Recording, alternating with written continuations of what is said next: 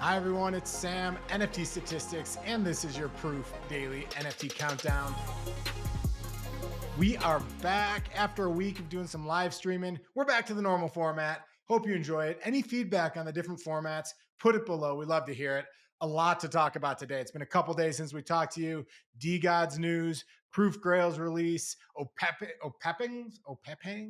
It's easier written than it is spoken, but whatever they are out in the wild, some art sales. Let's get right into it. Starting off with a quick market overview. Volumes down a fair bit over the weekend. Nothing new, higher than they were last weekend. Weekends tend to be very slow recently. Most of the market share with Blur, not a whole lot new there, 66%. And the large cap index basically flat. It feels like a lot of these projects, kind of Bored Ape Yacht Club in that 29 ETH range, Azuki in that high 4 ETH range. Feels like a lot of these prices kind of are where we've been for a little while now. In terms of what moved over the weekend, had a little bit of strength in captains and of course weakness in DeGods. We're going to dive in deep there in a little bit. Mid cap index trending a little bit higher, not a whole lot of movement, a lot of strength in Sprato Gremlins, up 60% over the past 4 days, and then some weakness in a kid called Beast. Let's look at that Sprato Gremlins. I think Sprato Gremlins have a lot of the same holder base, same ethos as Milady, as Remilio. So you're seeing a little bit of a kind of a similar rise in them that we've seen in Milady, which has been the one project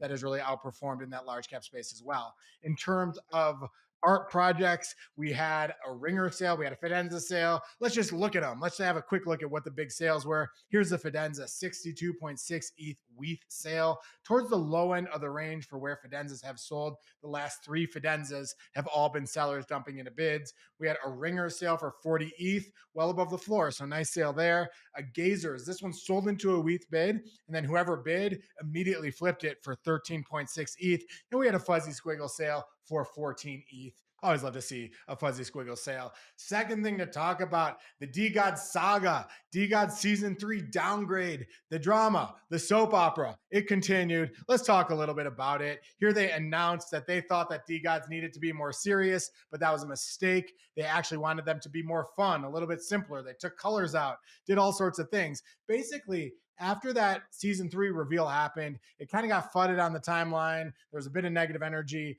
They decided to kind of reboot and do a bit of a new strategy, a bit of a new narrative. And this downgrade is what that narrative was. A little bit of the details with how they ended: cost 333 dust, which is about $550 to downgrade your DeGod to get the new art. But that price is going to go down 33% every month, and it's going to be free in 3 months. So if you don't want to pay, you can just wait and you'll get your DeGod downgraded.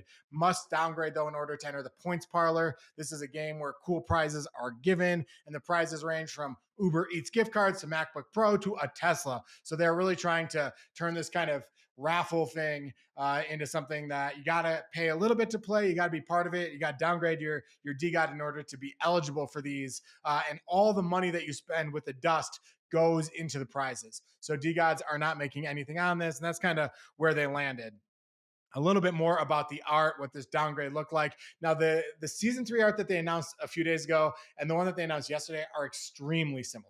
You really have to look very, very closely to see the differences. And that kind of was a little bit memeified on the timeline because they did look so similar. But this is what season 2 looked like versus season 3. And you get a little bit of a feel here for what they're trying to do. This one in the upper left, you can see kind of a little bit of a simpler look. But more importantly, he doesn't have a sword in his heart. Who wants a sword in their heart for their PFP? Here's Cyrus's in the lower left. Cyrus joked that was season 2 when they made the change. He had a stick going through his head. Season 3 looks a little bit cleaner. Cyrus is actually one of the only guys who has season 1 still has his PFP. He actually never stuck with the one. He didn't want a stick in his head. Imagine that. And then the upper right here, this is another one of Pimp Capital's. Kind of a similar look, just slightly different on the details. And then this babushka trait in the lower right was never a favorite. It was always kind of hanging out on the floor. So they changed that to a cap, another one of Pimp Capital's. But those are 4, give you a feel for what the new art looks like. Frank also did a video on YouTube, which got hundreds of thousands of views. In this thing, the first thing he says is, I hate to say it, but I think the hype phase of NFTs are over. And as someone who loves hype, That hurts me to say. That's what Frank said. Then he kind of went over the list of why you might want to own a DeGod in the post-hype phase, talked about being part of the community, talked about how there's 24/7 entertainment between the FUD and the drama and the excitement and the up moves and the down moves, talked about networking and the wide range of people who actually own DeGods. So that was kind of interesting to see Frank come out with that video. My basic take on this whole thing, why did they do a reboot? I think it was because there was a bit of a FUD cycle after the season 3 was announced. And it's just kind of about, do you win the narrative or not? You're like, this art different. To me, the art change made basically no difference. But it's like, do you go from a FUD cycle or do you have a FOMO cycle? And they kind of seem to, I wouldn't say they switched it to a FOMO cycle, because I think a lot of the damage was already done with the seller who dumped 210 DeGods. I mean, that takes a long time to sort through. You need a lot of new buyers to step up. But I think overall, they just wanted to win the narrative. And they made a couple changes, turned it into a downgrade, made it so they said this isn't going to be good. And the narrative kind of changed and people kind of rallied behind it. So I think overall, I think that was kind of an incremental positive. Again, the art differences are nice, but they're not a huge deal. The question always with these things, where anticipation is the oxygen of NFTs, is what's next. Do you just kind of consolidate around the current price, figure out who your holders are after kind of the dumps that we've seen? It'd be interesting to see how they evolve this brand going forward without this big catalyst kind of outweighting ahead. But the price is 25% lower, and we'll see how it evolves. I mentioned how there was one big seller. What this chart here looks at is how many people is the people who had the most sales and the most buys over the past 4 days. We're really focusing on people with the most sales. And there was this wallet, Trevor that sold 210 all in one go. And this was someone who had been holding on to the NFTs for over a year. So that really was a huge impact. The Blend wallet alone sold a net of 175. And the next biggest individual seller was 17. Okay, so Trevor sold 210. The next biggest individual seller sold a net 17 NFTs, then 13, only a few more than 10. Really puts in perspective just how big it is and how much of an impact it has for someone to sell 210. This chart here looks at how many new NFTs were sold into bids for the first time. And you can see really just kind of a massive number put really every other day to shame in terms of what that number looked like. Always kind of interesting to compare the FUD that DeGods got versus the FUD that Azuki got. And what you can see here, this red line looks at the number of NFTs sold into bids for the first time in a month. And you can see, and this is 7 day, you can see that Azuki had over 1,000 at peak FUD, whereas DeGods have had little less than 500 so far. The week isn't over. We'll see how this progresses over time. But you can see that overall, the bulk was a lot bigger with Azuki. It was just with DeGods, you had that one seller that really had a very big impact. Looking at the price chart here, down about 25%. Nothing that you'll love to see, but something you do love to see is that DeGods was highlighted by Beeple and Beeple every day. I think that's always a win, even if he's kind of making fun of you. Always great to get that Beeple in there. Third thing to talk about, Grails season 4 reveal. I was there. This was just a ton of fun. Again, 20 pieces of art. You see the art, but you don't know who the artist is. And on Friday, we revealed who the artists are. And it's just a big celebration of art and a big celebration of artists. I really love to be a part of it. The last one, in the past, the last people to go have been Larva Labs, Snowfro, Matt Kane, and then the fourth today, or on Friday, was Jack Butcher, who was announced.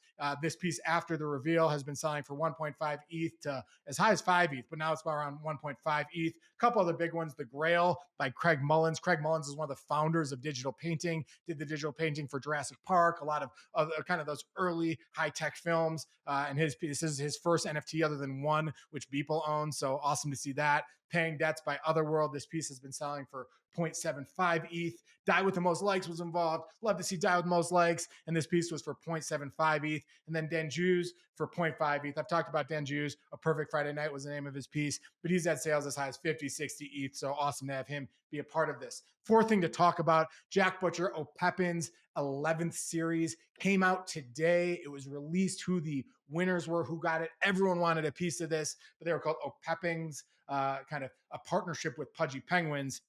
Here's the original announcement. Luca Netz saying fine art, talking about this piece, and Jack Butcher just giving a huge thank you to Luca for being involved. What does the art actually look like? This one in the upper left is the 1 of 1. In the upper right, that's one of the 1 of 4s, the different color glasses. Lower left is 1 of 20, and then the lower right, just the single color for the 1 of 40s. And what we've seen with the pieces out so far, as you can see here, a floor around 5.5 ETH. But it'll be really interesting to see. I think this idea of partnering with some of the higher profile projects, some of the projects that that have a lot of goodwill, putting that Opepen art on top of them. Just a great idea. Jack Butcher always finding new ways to capture the attention. So will be interesting to see how these trade over time. And then lastly, let's talk about a few notable sales. First, in Autoglyph, sold for 165 WETH. This was towards the low end of the range for Autoglyphs.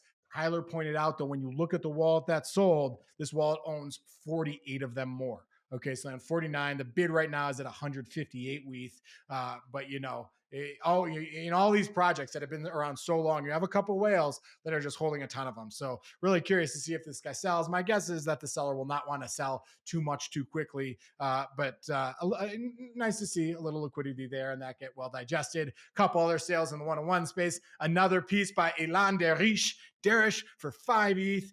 Congrats. I feel like Ilan's work is just kind of trending higher and higher at a slow pace, but he's releasing a lot of stuff and love to see that progress. This piece called Glitch Bitch by PlaceOfMany sold for 6 ETH, well above prior sales that this artist has had. A description of the piece: staring into the dancing abyss, longing to see these circuits end. A data drawing altered, multiplied, edited, and looped. And you can see the author, Brandy K, PlaceOfMany here saying, whoa, awesome buy. The 6 ETH, prior sales have kind of been in that 1 to 2 ETH range. So congrats to Brandy on that sale. Also wanted to mention Dave Krugman. I talked about him last week, but he's doing these NFTs where he's selling 10 pieces, which are all images that he has not yet shot from a roll of film. So you are just trusting him to shoot something awesome. And he sold each of these as individual NFTs, and they combined to sell for 37.5 ETH. Just massive sales in this market. And what's even cooler is that the 9th and the 10th piece were the 2 highest pieces other than the first. So the first went for 5.2, then they started selling in the 3s, and they kind of trended in that area, and then 4.2 and 4.0 for 9 and 10. So congrats to Dave, congrats to the buyers. And one more one-on-one piece, this piece called Yassin Most Def by Trevor Traynor, sold for 1.5 ETH. Nice to see some cool photography in the space. I believe this image was taken in 2011.